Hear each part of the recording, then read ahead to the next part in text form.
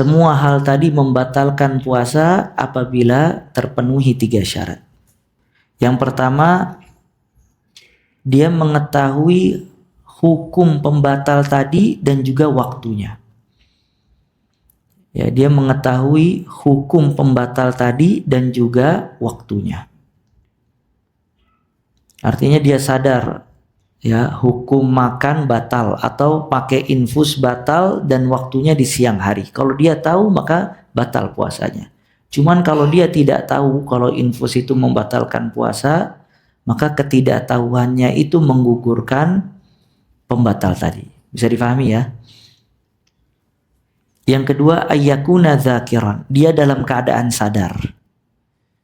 Bukan lupa. Yang ketiga, ayyakuna mukhtaran. Dia melakukan hal tersebut karena keinginannya dari diri sendiri, karena keinginannya. Bukan dipaksa oleh orang lain. Karena keinginannya bukan dipaksa oleh orang lain. Bisa dipahami ini ya. Jadi kalau misalnya dia makan, dia tahu hukum makan membatal puasa, dan dia makan dalam keadaan sadar dan karena keinginannya sendiri, maka itu membatalkan puasa. Atau mungkin kalau makan semua orang tahu. Misalnya tadi muntah dengan sengaja. Kalau dia muntah dengan sengaja, dia mengetahui kalau hukum muntah dengan sengaja membatalkan puasa. Dan dia sadar ketika memuntahkan dengan sengaja tadi. Dan itu karena keinginannya sendiri, maka puasa itu menjadi batal. Namun kalau dia tidak tahu kalau muntah dengan sengaja itu membatalkan puasa, atau ketika itu dia lupa kalau muntah dengan sengaja itu membatalkan puasa, atau dia dipaksa oleh orang lain untuk muntah, kalau enggak orang itu akan memudaratkan dia, maka ini mawani', penghalang-penghalang dari pembatal puasa, dia tetap melanjutkan puasa. Maka dari syarat ini, seseorang apabila makan dan minum tidak sengaja, batal apa tidak batal? Tidak batal. Ya kalau dia makan dan minum tidak sengaja. Ya, karena hadis Nabi Muhammad sallallahu alaihi wasallam, "Man nasiya wa huwa shaimun fa akala aw syariba falyutimma shaumahu fa innama at'amahu Allah wa saqah." Barang siapa yang lupa dan dia sedang puasa, kemudian dia makan dan minum, maka lanjutkanlah puasanya. Karena sesungguhnya dia diberi makan oleh Allah dan juga diberi minum. Ya jadi dia teruskan. Ada gak kira-kira orang puasa pagi ngopi sarapan, siang makan siang, sore ngopi lagi, pas maghrib baru ingat, oh ternyata anak puasa. Ya. Nah sekarang kalau antum lihat, yang pertama dia mengetahui hukum pembatal tadi dan juga waktunya. Ya, dia mengetahui hukum pembatal tadi dan juga waktunya. Artinya dia sadar ya hukum makan batal atau pakai infus batal dan waktunya di siang hari. Kalau dia tahu maka batal puasanya. Cuman kalau dia tidak tahu kalau infus itu membatalkan puasa, maka ketidaktahuannya itu menggugurkan pembatal tadi. Bisa difahami ya? Yang kedua, ayyakuna dzakiran. Dia dalam keadaan sadar. Bukan lupa. Yang ketiga, ayyakuna mukhtaran.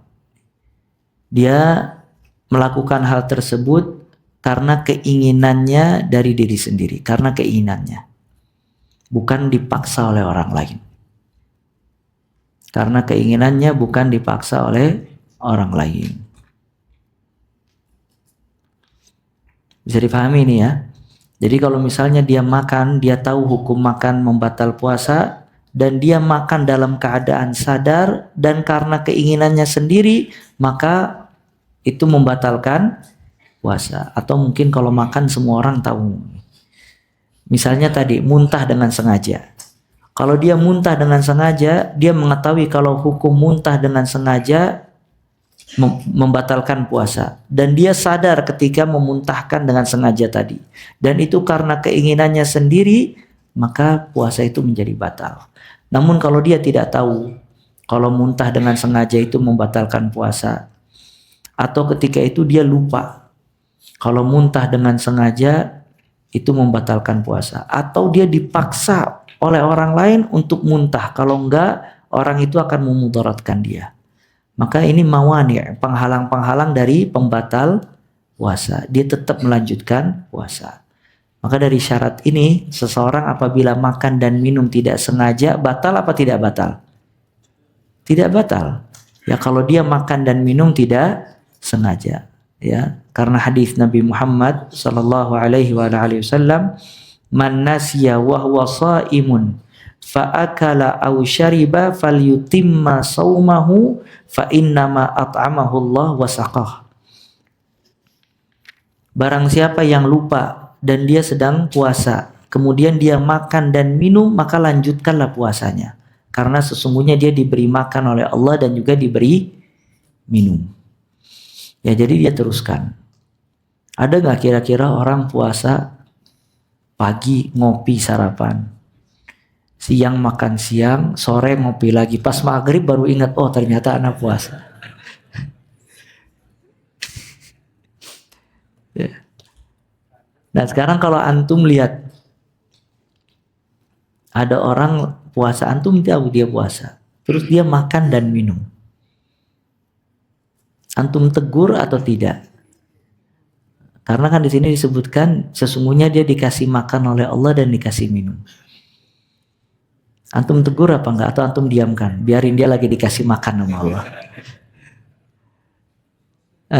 Sampai selesai, atau bagi dua lagi?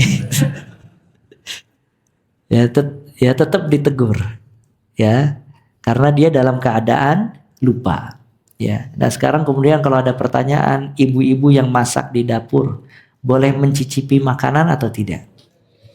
Boleh dengan syarat. Apa syaratnya? Enggak ditelan, ya. Dia masak sayur asem setengah panci habis. Kenapa? Tadi saya rasain dulu. Ya. Nah itu cukup di lidah. Ya kalau misalnya memang sudah dia tahu rasanya cukup, kemudian dia muntahkan, itu boleh. Karena tadi pembatal puasa makan, dan seseorang tidak dikatakan makan dan minum kecuali memasukkan makanan dan minuman tadi ke tenggorokannya. Ya makanya orang yang puasa itu jangan bersungguh-sungguh di dalam istinsyak, memasukkan air ke hidung ketika berwudu. Ya, kata Nabi SAW, wa baligh fil istinsyak illa an takuna sha'ima. Bersungguh-sungguhlah kalian di dalam istinsyak kecuali kalian dalam keadaan puasa, karena dikhawatirkan hidung itu sarana ke tenggorokan, masuk ke tenggorokan.